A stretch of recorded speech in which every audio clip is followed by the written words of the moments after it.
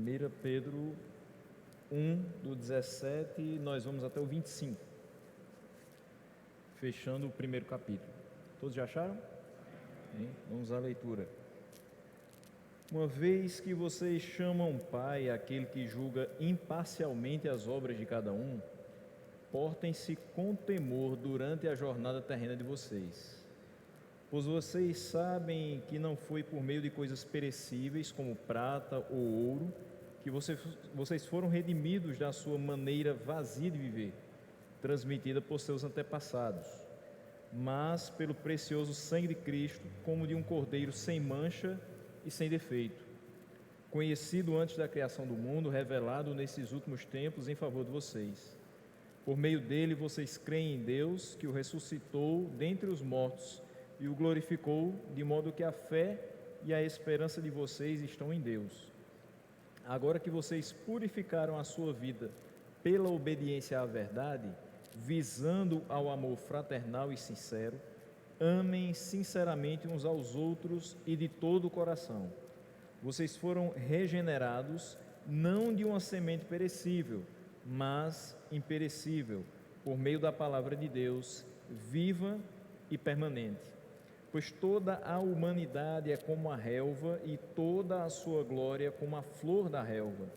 A relva murcha e cai a sua flor, mas a palavra do Senhor permanece para sempre.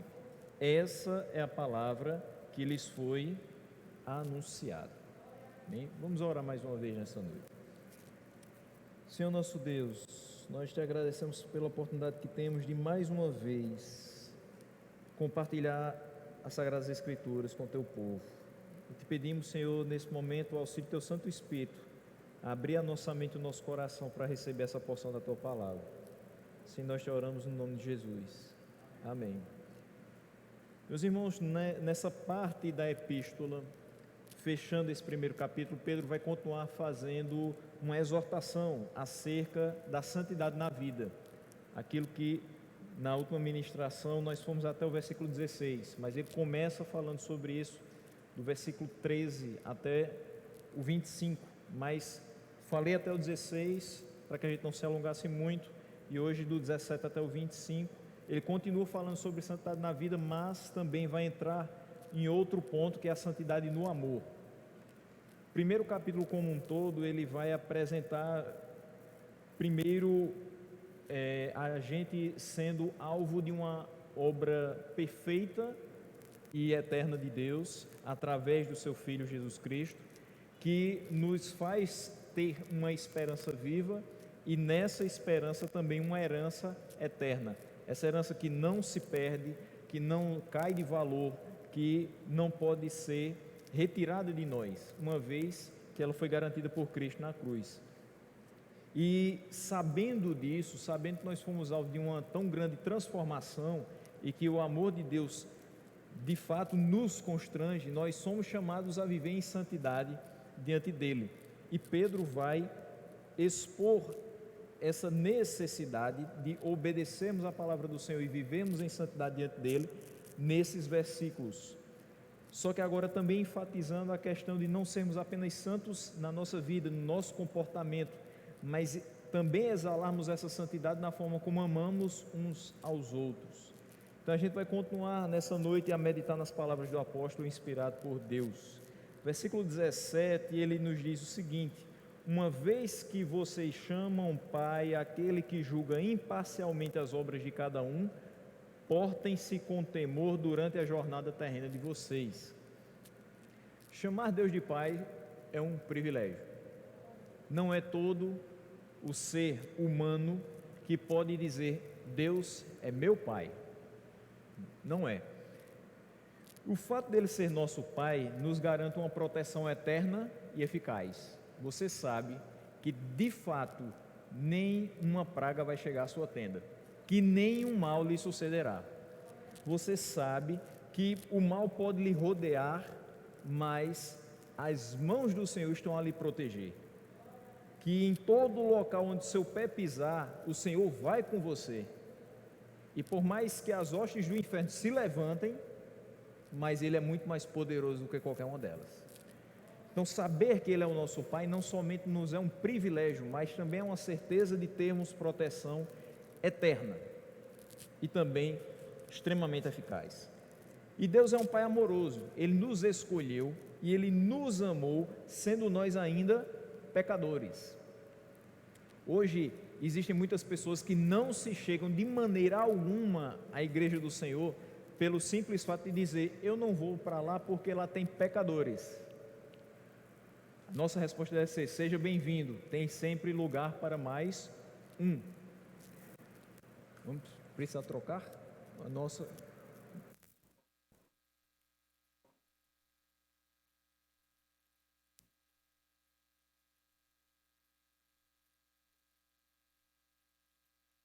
Então, voltando. Então, sempre tem essa coisa de dizer, eu não vou para a igreja porque lá tem muito pecador, lá tem muito hipócrita e aquela coisa toda. A gente escuta muito isso. Qual é o ambiente que a gente não escuta? Mas sempre tem lugar para mais um.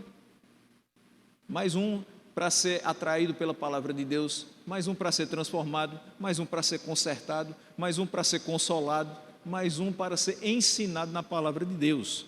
Não é problema. Mas nós temos essa ideia certa no nosso coração. Nós éramos pecadores e o pecado nos afastava de Deus. E através de Cristo nós somos novamente chamados, atraídos para perto dele. Continuamos pecadores? Sim, mas agora pecadores regenerados, pecadores justificados por conta do sacrifício de Cristo. Isso é também amor. Nós vemos em tudo isso o amor de Deus, como Ele é um Pai amoroso, como Ele age com misericórdia para conosco.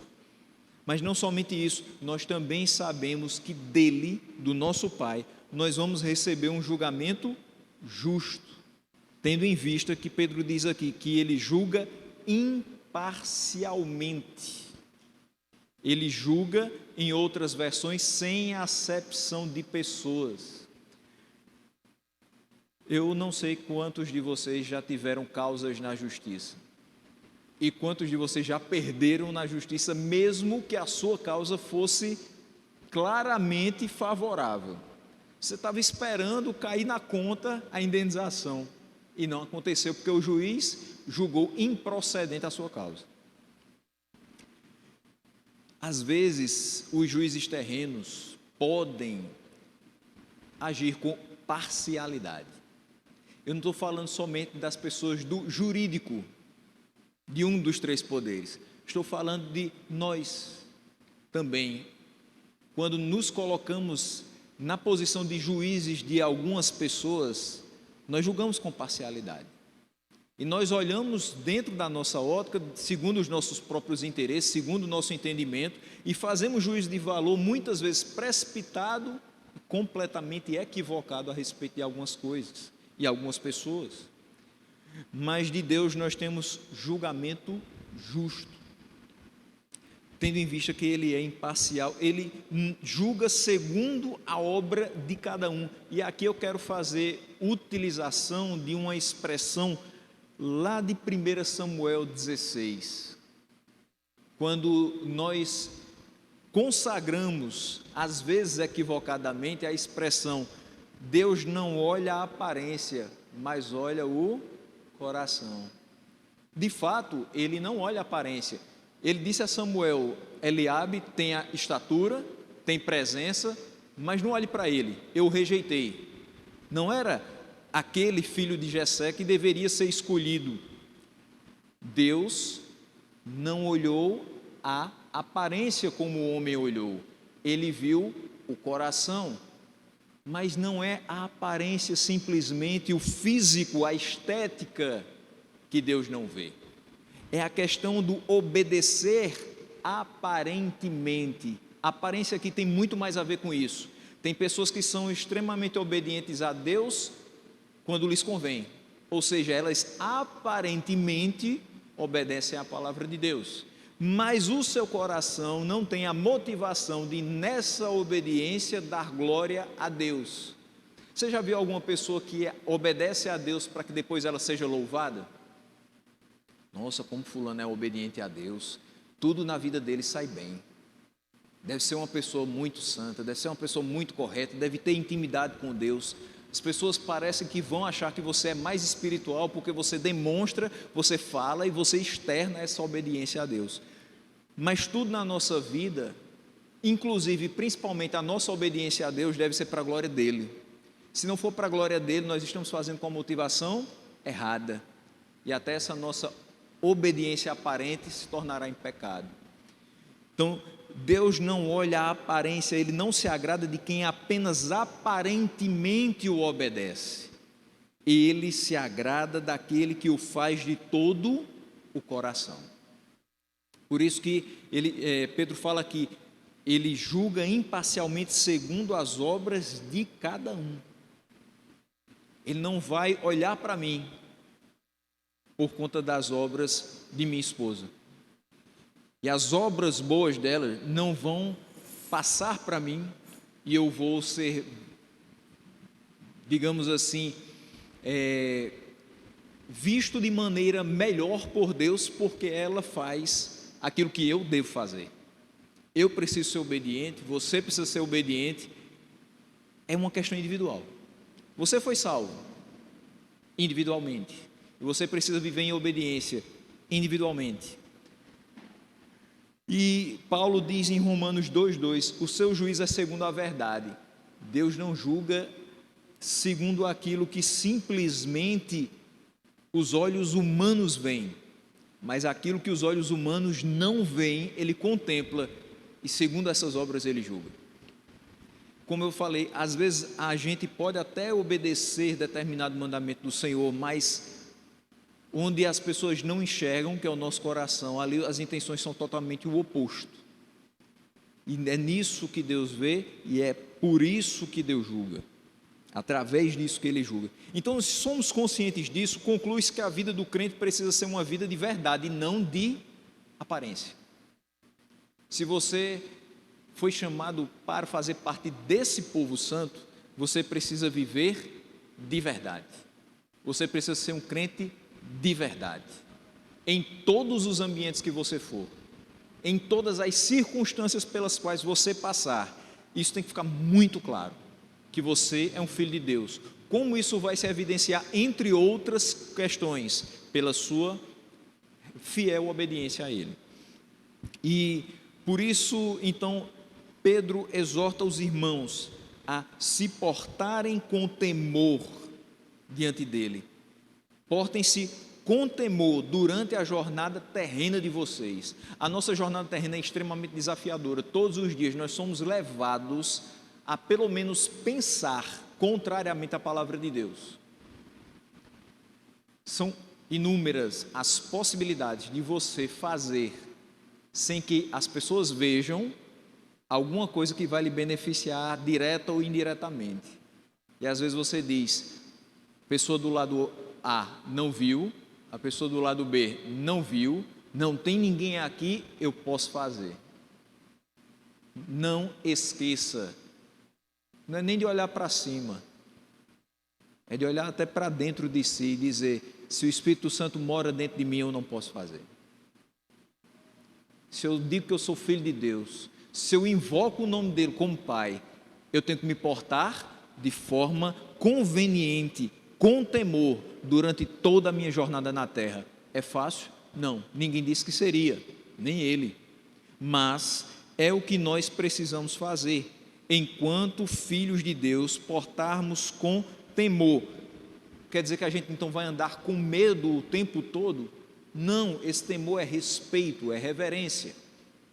Isso quer dizer que quando você abrir a porta da sala da sua repartição, saiba que ali já está o Senhor dos Exércitos. E você ali precisa se portar com respeito e reverência a Ele. Quando você estiver no seu trabalho, seja ele interno ou externo, você precisa ali mostrar a sua reverência a Deus. Não para que você seja louvado, mas para que Ele continue a ser proclamado e glorificado através da sua vida. Até porque foi para isso que você foi criado, e para isso que você foi salvo, e para isso você é sustentado todos os dias pela sua mão poderosa. Então, em outras palavras, se você é verdadeiramente um filho de Deus, e não somente criatura, viva como tal. É isso que Pedro está dizendo aqui no versículo 17. Mas vem os versículos 18 e 19, nós vamos comentar os dois juntos. Ele diz assim: pois vocês sabem que não foi por meio de coisas perecíveis como prata ou ouro que vocês foram redimidos da sua maneira vazia de viver, transmitida por seus antepassados, mas pelo precioso sangue de Cristo, como de um cordeiro sem mancha e sem defeito. Eu disse: se você é filho de Deus e não somente criatura, viva como tal. E viva como tal, tendo em mente que o preço do seu resgate não foi pago com coisas corruptíveis, perecíveis, como o ouro ou como a prata. E a gente valoriza muito o ouro e a prata. Eu não sei nem quanto é que está o grama do ouro, mas deve estar bem valioso nos dias de hoje. Mas ele não vale nada perto do que foi pago para que hoje nós estivéssemos aqui. Pode ter certeza que não se compara o peso do ouro e o peso da prata com o preço do sangue que foi pago. Na Bíblia, redimir, que é a expressão que ele coloca aqui, vocês sabem que não foi por meio de coisas perecíveis que vocês foram redimidos. Redimir significava livrar alguém de algo mal, pagando uma multa ou um resgate. E em Êxodo 21 você vai ver algo semelhante a essa redenção. No mundo grego, os escravos podiam ser redimidos mediante o pagamento de um preço. Até o próprio escravo poderia pagar pelo seu resgate, ou outra pessoa poderia pagar também. E da mesma forma que essas duas situações, Jesus redime os crentes da maldição da lei. Olha o que diz Gálatas 3,13: Cristo nos resgatou da maldição da lei, fazendo-se Ele próprio maldito em nosso lugar, porque está escrito: maldito todo aquele que for pendurado em madeiro. Não teve ouro envolvido, não teve prata envolvido, teve um sacrifício perfeito, eficaz e definitivo. Mas não só isso, Ele não só nos livrou da maldição da lei, mas também de toda maldade ou toda iniquidade, como diz Tito 2,14, o qual a si mesmo se deu por nós, a fim de remir-nos de toda iniquidade, maldade, e purificar para si um povo exclusivamente seu, zeloso de boas obras. Então o sacrifício de Cristo nos redime da maldição da lei e de toda maldade, e o preço desse resgate foi o seu sangue. Efésios 1, versículo 7, no qual temos a redenção pelo seu sangue, a remissão dos pecados segundo a riqueza da sua graça. Se a gente simplesmente utilizasse a expressão foi pela graça, já seria muito, porque pela palavra graça a gente entende que não merecia, e a gente entende que foi um grande favor, um grande presente, uma grande dádiva que a gente recebeu.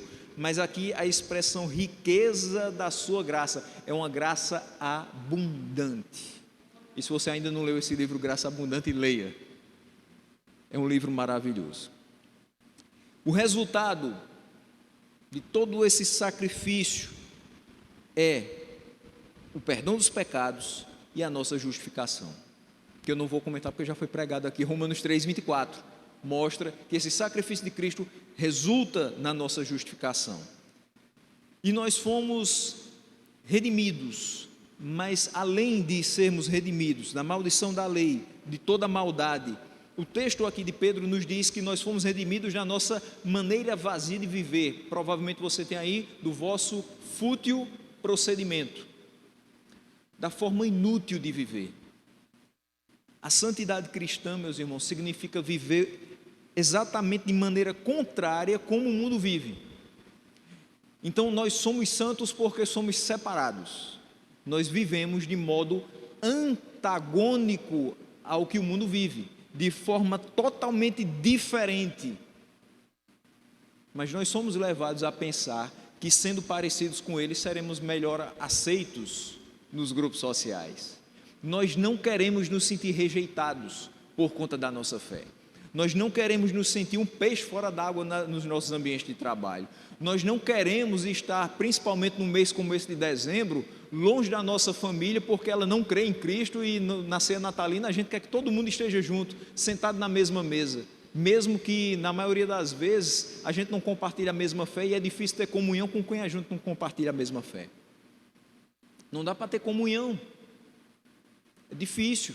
mas a gente não quer sentir essa tristeza, e de fato é triste quando chega um momento como esse do ano, e a gente quer que todo mundo tenha o mesmo pensamento. A gente se reúne para dar glória a Deus, a gente se reúne para agradecer a Deus por mais um ano que se passou, a gente agradece a Deus porque a gente foi liberto de inúmeras situações que poderiam nos causar a morte e não passamos por ela.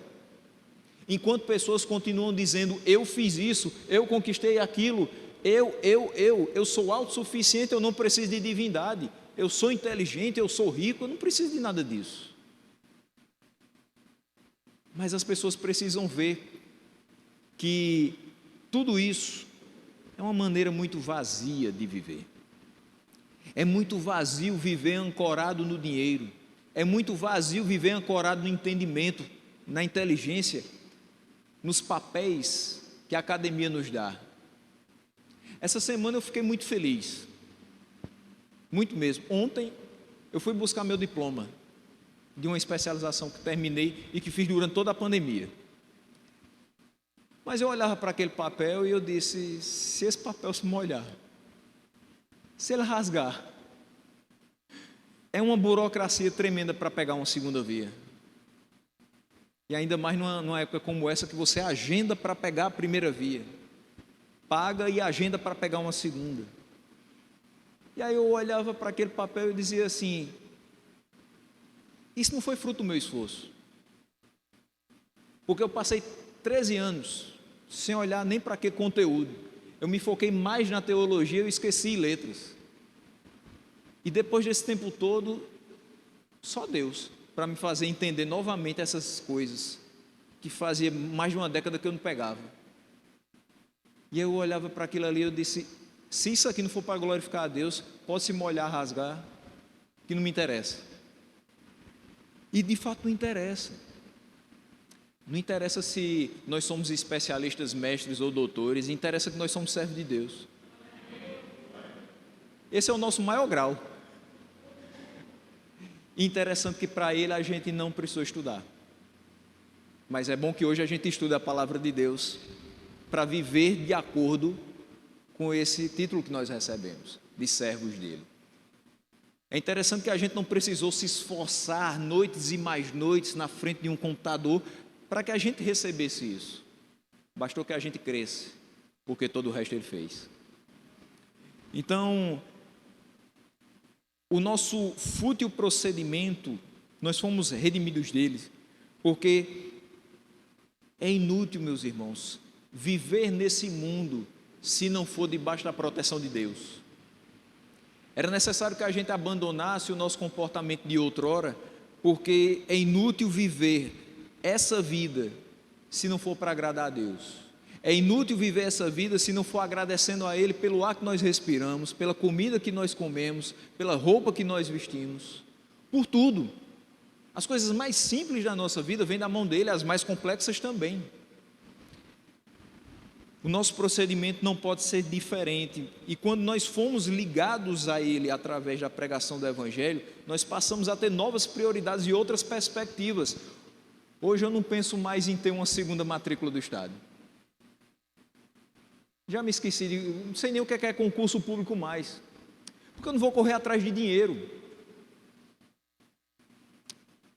Eu estou seguindo Cristo, e Ele me basta. A gente se gasta tanto para coisas que são terrenas. Eu não digo que você não deva trabalhar, lógico que você deve. Eu digo que você não deva se esforçar, é claro que você precisa se esforçar. As promoções do nosso trabalho são mais que naturais quando nós fazemos por onde sermos promovidos. São listas, são boas, mas a vida não tem esse fim. A vida não pode se basear apenas nisso, ela não pode se resumir numa busca desenfreada por ascensão social, por ascensão acadêmica. Não. Agora deve sim ser uma busca, se possível, desenfreada por ser mais santo. Uma busca por ter mais conhecimento da palavra de Deus. Uma busca por amar mais os irmãos. Uma busca por ser achado, aprovado por Deus dia após dia.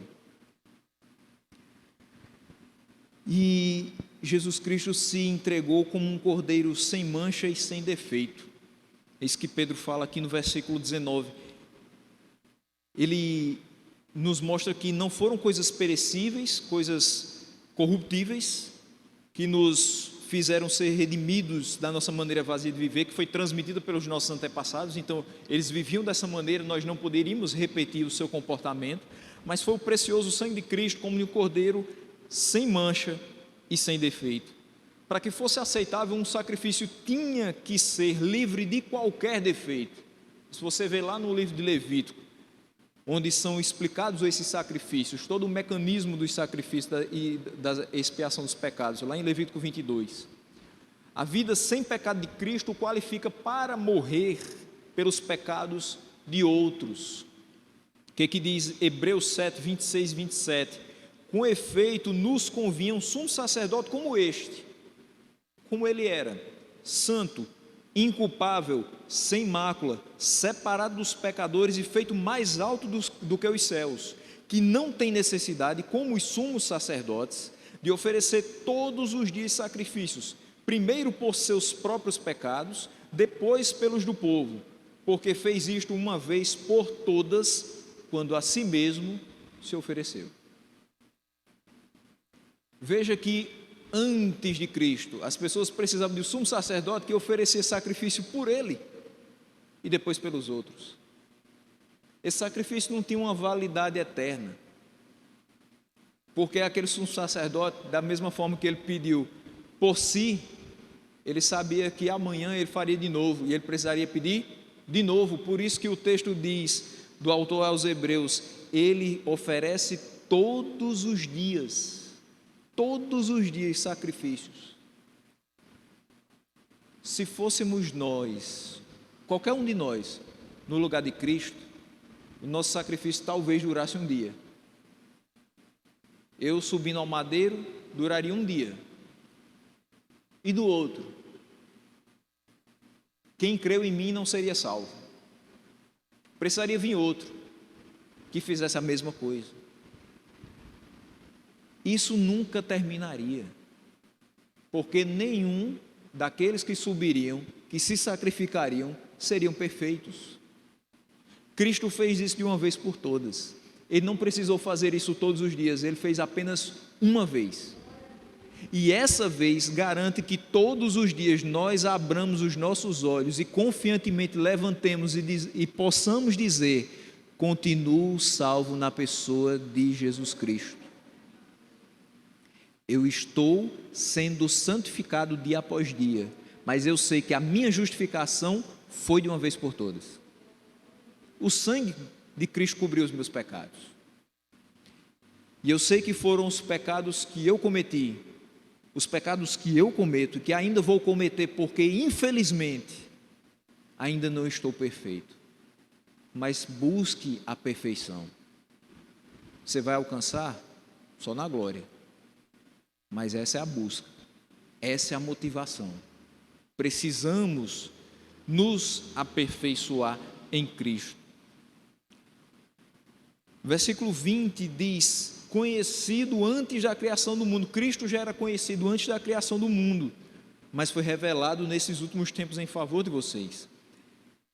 Então Pedro está dizendo o que para os seus leitores? E hoje a gente está aqui meditando nessa passagem, que a morte e a ressurreição de Cristo para a glória foram ordenadas por Deus antes do início do tempo, mas se tornaram visíveis, manifestas para o bem dos leitores de Pedro naquele tempo. Hoje nós estamos, cada dia que nós meditamos na palavra de Deus, estamos conhecendo Cristo, conhecendo a pessoa de Cristo e percebendo que Ele vai sendo manifesto aos nossos olhos, mesmo que hoje não tenhamos prazer, o privilégio que ele teve de estar frente a frente com Cristo, mas nós cremos que ele veio e que se sacrificou por nós. Antes do início do tempo, ele já havia sido escolhido para ser redentor dos eleitos, isso na eternidade. Isso é importante que a gente perceba, porque a gente cantou hoje aqui que Jesus é o plano perfeito.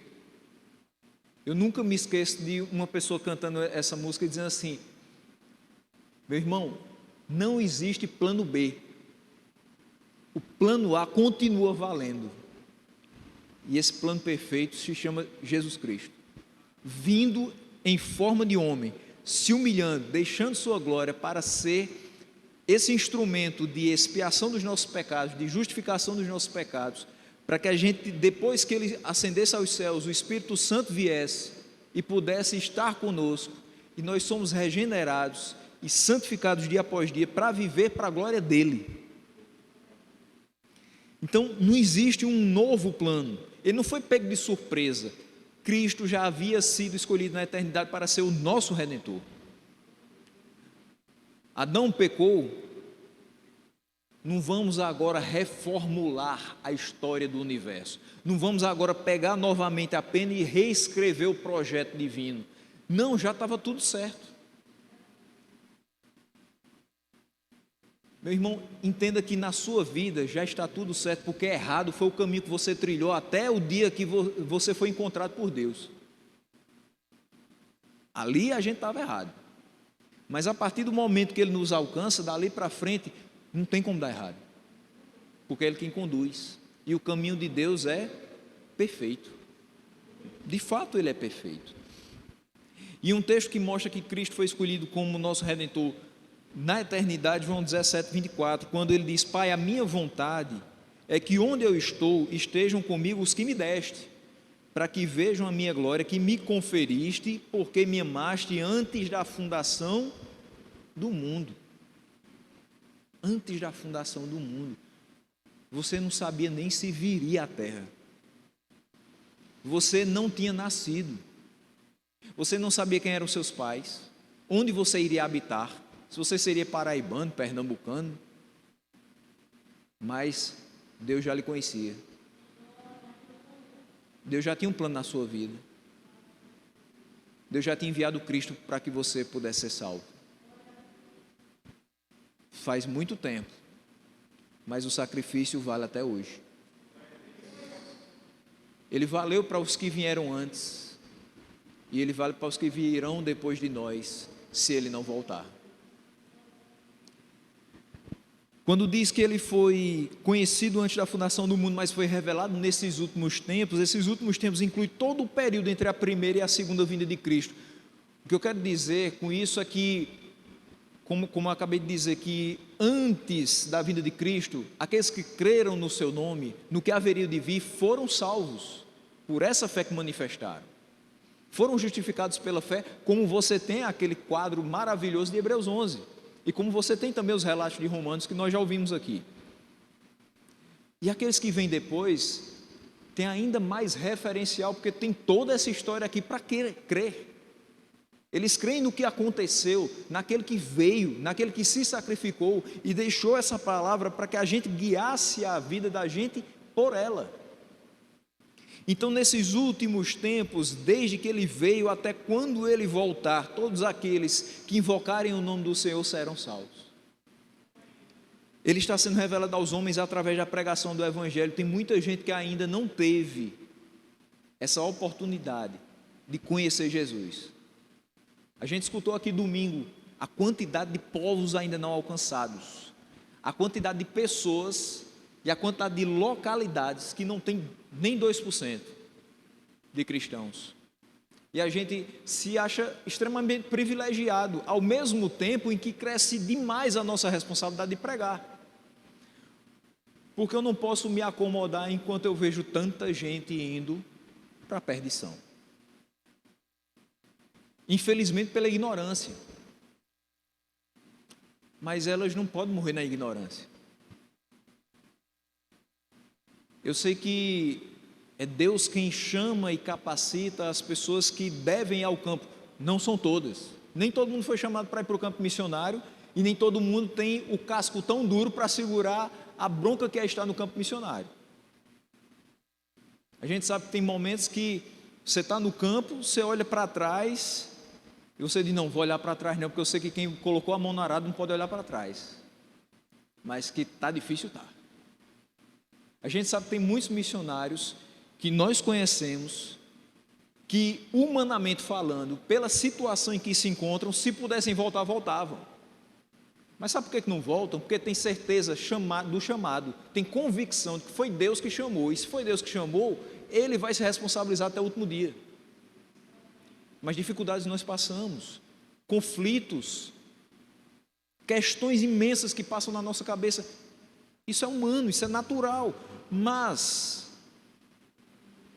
nós precisamos continuar pensando na eternidade. Nós fomos alcançados, mas aqueles que não foram, não sabem o que é eternidade com Deus, não sabem que vai existir um momento que eles não vão ter mais choro, não vão ter mais dor, não vão ter mais problemas com os seus familiares, com as autoridades do seu país, não vão ser mais perseguidos. Tem muitas pessoas que precisam conhecer o Deus que nos salvou. Então somos extremamente privilegiados porque a mensagem nos foi pregada, e ao final desse texto, esse foi o evangelho que lhes foi divulgado, pregado, mas ele ainda não foi pregado para muita gente. Precisa ser. Ele está sendo revelado aos homens através da pregação do evangelho, e todos os dias alguém recebe conhecimento acerca de Cristo e se torna consciente da necessidade de se arrepender dos seus pecados, de abandonar o seu fútil procedimento, de ter fé nele e viver em novidade de vida. Essa anunciação se faz necessária até quando? Até que ele venha. Até que ele venha. Você não pode dizer: eu já saí várias vezes nas ruas, eu acho que eu já evangelizei pelo menos metade do presidente Médici. É insuficiente. Mas pastor, eu faço parte de um grupo de evangelismo, eu acho que a gente já fez pelo menos 50% da Paraíba. É insuficiente. Vou parar por aqui porque já faz 10 anos que eu estou no grupo de missões, vou para outro departamento. Foi insuficiente. Sabe por quê? Porque a gente tem que anunciar a morte do Senhor até que Ele venha. Enquanto tiver fôlego nas suas narinas, prega a palavra. Enquanto tiver o coração pulsando dentro de você, prega a palavra. E se você não conseguir falar, tenha certeza que você conseguiu passar para alguém que continue o que você começou. Ou seja, pregue a palavra para que depois outros continuem pregando a palavra, e esse movimento nunca acabe até que ele venha. O versículo 21 nos diz: por meio dele vocês creem em Deus, que o ressuscitou dentre os mortos e o glorificou, de modo que a fé e a esperança de vocês estão em Deus. Por meio de Cristo nós cremos em Deus. Pela pregação sobre a pessoa de Cristo, nós entendemos que ele foi enviado pelo Pai. E o propósito de ele ter sido enviado pelo Pai foi o propósito de nos redimir. Foi o Pai que o ressuscitou dentre os mortos, de modo que a fé e a esperança que nós temos, as temos em Deus. Esse versículo é uma volta ao que nos mostrou o versículo 3, desse mesmo capítulo. Bendito seja o Deus e Pai de nosso Senhor Jesus Cristo, conforme a sua grande misericórdia, Ele nos regenerou para uma esperança viva por meio da ressurreição de Jesus Cristo dentre os mortos. Então a nossa fé está em Deus, a nossa esperança está em Deus. Eu fiquei muito feliz, meus irmãos, porque a gente hoje tem a oportunidade de ter uma pessoa que compartilha da mesma fé que a gente no Supremo Tribunal Federal, mas a nossa esperança não está em André Mendonça.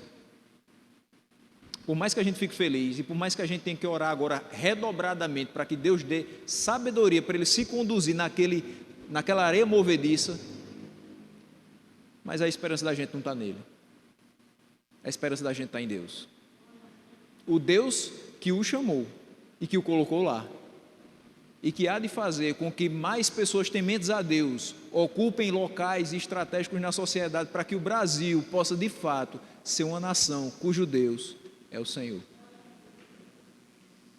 Versículo 22, ele diz: agora que vocês purificaram a sua vida pela obediência à verdade, visando o amor fraternal e sincero, amem sinceramente uns aos outros e de todo o coração. Aqui Pedro, depois de discorrer sobre a santidade na vida, aborda a santidade no amor, e ele começa falando sobre a obediência à verdade.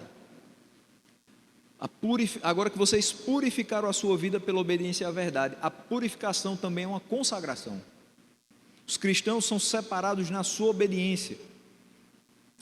O versículo 1 e 2 mostra isso. Os irmãos destinatários desta carta, desta epístola, são os eleitos de Deus, os escolhidos de Deus, dispersos no Ponto, na Galácia, na Capadócia, na província da Ásia e na Bitínia. E eles foram escolhidos de acordo com a presciência de Deus Pai, pela obra santificadora do Espírito, para a obediência a Jesus Cristo e a aspersão de seu sangue.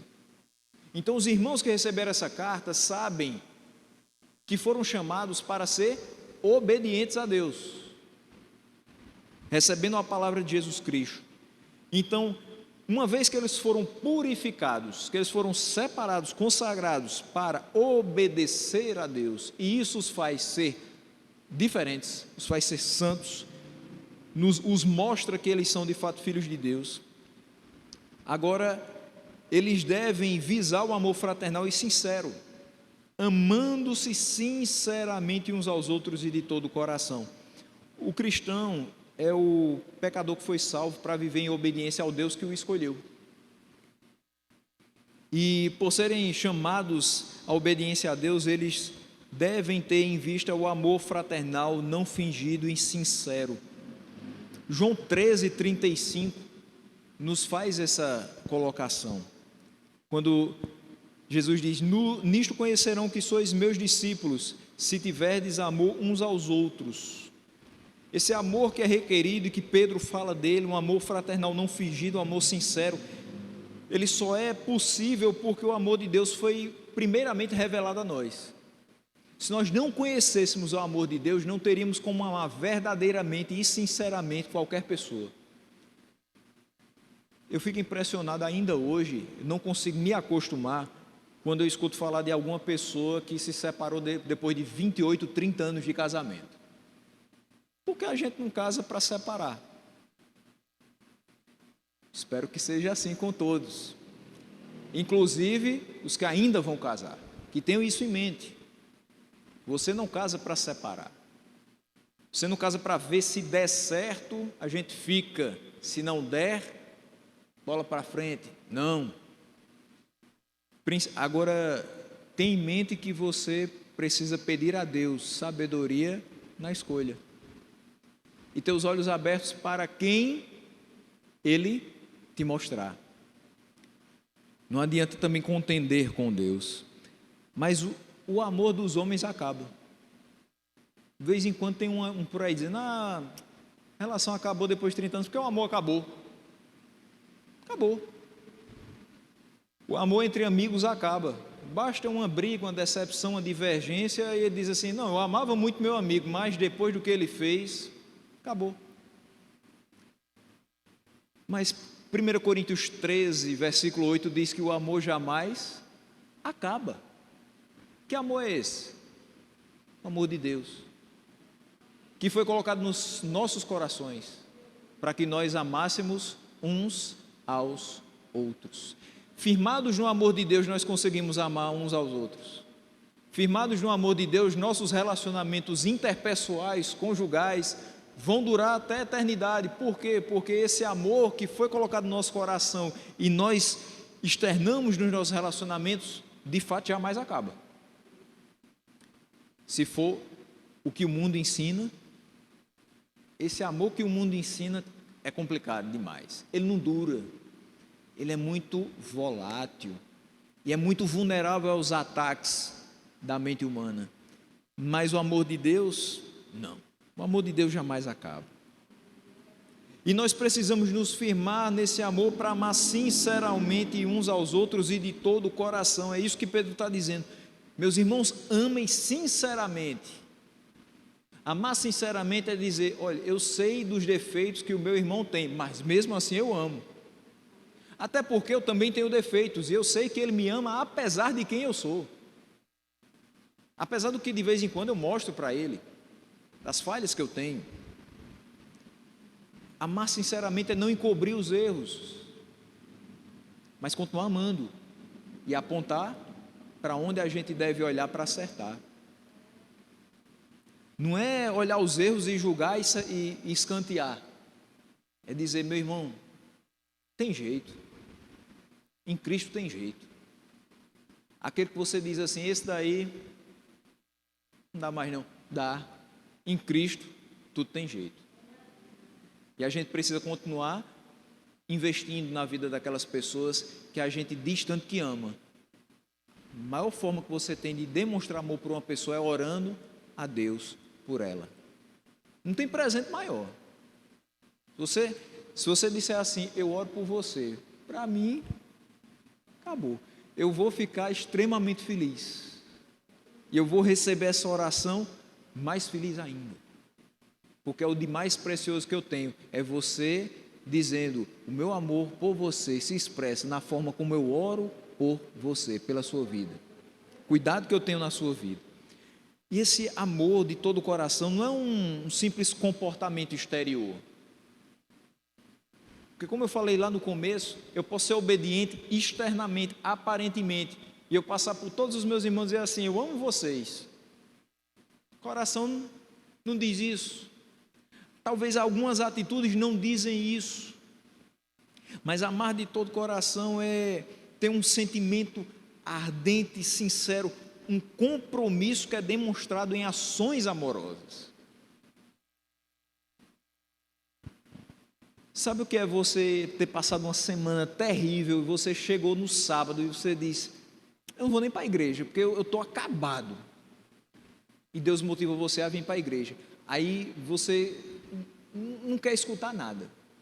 Você está com o coração lotado de coisas, de angústias, de tristezas, de decepções, e você quer colocar para fora. Chega uma pessoa, senta do seu lado e diz assim, tudo bem? Você diz, tá muito não. Me conta, fica à vontade.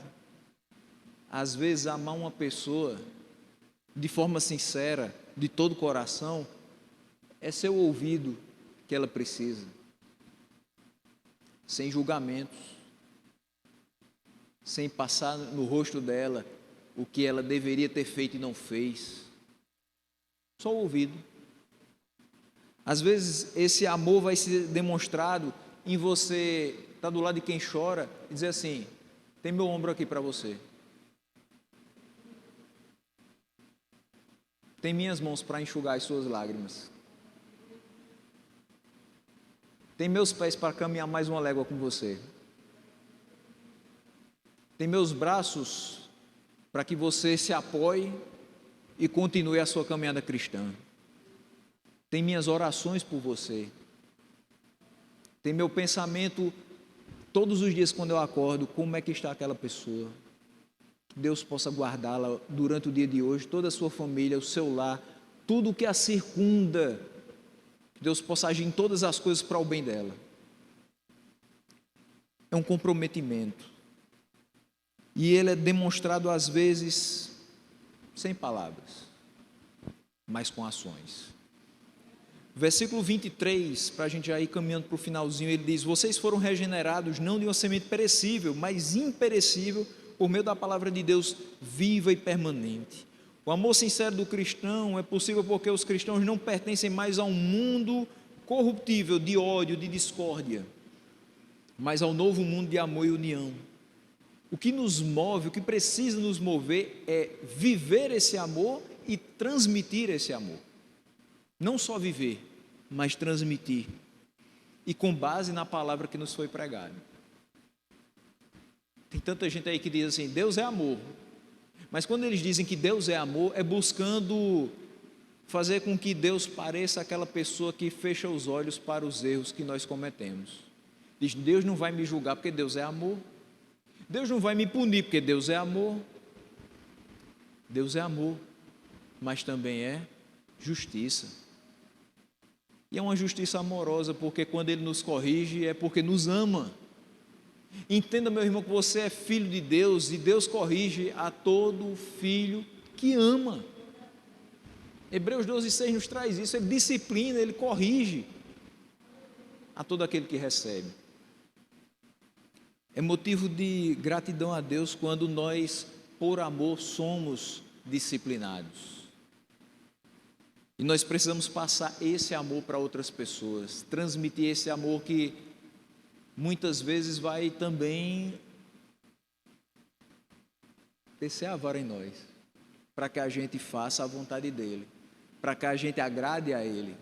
É necessário que Ele nos corrija, que Ele nos conserte. E essa palavra que nos foi pregada, com base nela é que nós vamos transmitir esse amor, ela é viva e permanente. A palavra de Deus no Evangelho, ela não se extingue. Eu fico doente quando eu escuto algumas pessoas dizerem assim: esse texto aí é daquela época, isso é uma questão cultural, isso não vale mais.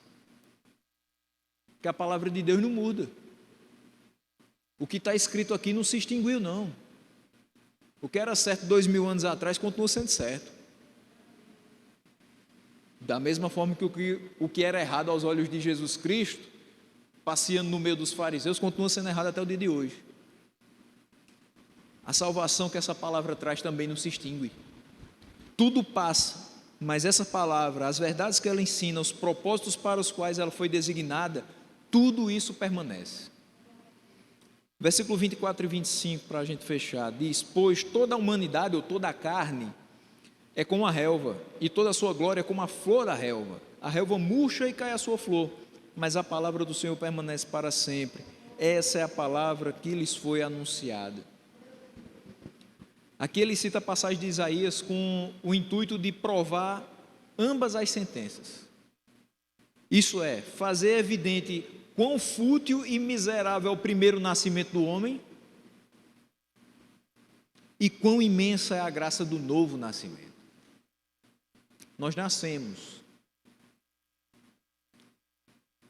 maioria sem cabelos, sem dentes, sem defesas, totalmente dependentes dos pais, sem recursos. Infelizmente, algumas pessoas nesse mundo foram abandonadas por aquelas que lhe deram a luz, então nem o auxílio delas elas tiveram, e se viram logo cedo sozinhas. E que condição miserável, de fato, é a de uma pessoa que, além de não ter as pessoas que naturalmente deveria ter, um pai, uma mãe, toda uma família em volta, além disso não tem Cristo. Porque mesmo que um pai despreze, mesmo que a mãe que lhe deu a luz esqueça de você, ele não esquece. Mas é preciso que de fato você tenha devotado todo o seu coração a Ele, que você tenha crido no Filho dele, para que você sinta isso. Eu sou filho de Deus, mesmo que eu não tenha pai nem mãe, mas eu tenho um Pai celestial e Ele cuida de mim. Isso é não ser mais miserável, isso é não ter mais o pensamento em gastar a minha vida toda num fútil procedimento. Eu deixei isso, porque no dia que eu fui encontrado por Deus, eu passei agora a ter perspectiva de vida, eu passei a ter prioridades, e a minha prioridade hoje é viver para a glória de Deus. A partir do momento que eu entendo isso, tudo muda. O profeta fala da mesma coisa que Cristo faz em João 3,3. O homem é totalmente alienado do reino de Deus. Ele não passa de uma criatura terrena, vazia, evanescente, até que ele seja gerado de novo. No momento em que você nasceu de novo, aí é que você teve vida de verdade. Todo o restante não teve validade. Você pode até dizer: mas eu tive muitas experiências que foram válidas para que hoje eu não errasse. Pronto, talvez essa seja a única validade, é a gente saber que a gente vivia tão miseravelmente que aquelas experiências devem ficar naquele passado, que a gente não deve estar revirando, como se a gente sentisse saudade dele. Às vezes a gente escuta um testemunho e diz assim: rapaz, era tão bom aquela época. Eita, a gente saía, voltava altas horas da noite, a gente enchia a cara, A gente escutava o som alto e a gente nem se preocupava se ia trabalhar ou não no outro dia. Não, essa época não era boa. Sabe por que não era boa? Porque você vivia perdido. Porque a ressaca não era só da cachaça, era moral, que é a pior de todas. Você não lembrava o que tinha feito, você não sabia quem era e nem para onde ia. Hoje você sabe quem você é, filho de Deus. Hoje você sabe quem lhe conduz, é Ele mesmo. E hoje você sabe para onde você vai. Você vai para a glória porque Ele te salvou. Tudo nessa terra é vaidade. Tudo nessa terra vai passar. Todas as nossas conquistas, por mais maravilhosas que sejam, vão perder a sua validade. Os recordes que nós possamos quebrar, outros virão e quebrarão novamente. As coisas que a gente mais dá valor hoje, perderão valor no momento em que nós adentrarmos no caixão e descermos à sepultura. Mas a palavra de Deus que foi implantada no nosso coração estará conosco por toda a eternidade. A palavra de Deus vai permanecer. Tudo nessa vida passa. O homem não pode se confiar no que ele consegue nessa vida. Ele tem que buscar de outra fonte aquilo que vai lhe preencher. Então Pedro atribui aqui poder e eficácia apenas à palavra de Deus. Ela sim vai nos conferir o que é real, o que é sólido e o que é eterno. Através dessa palavra, nós temos certamente vida permanente em Deus. Não existe vida permanente se não for em Deus. E essa vida é comunicada pela palavra. Essa é a palavra que nos foi anunciada. Que guardemos essa palavra no nosso coração. Que, como ele disse logo no início do texto, e no versículo 16 da última ministração, que sejamos santos em nosso proceder. E como ele fala do versículo 23 em diante, que amemos uns aos outros, porque dessa forma saberão que nós somos verdadeiramente filhos de Deus. Amém?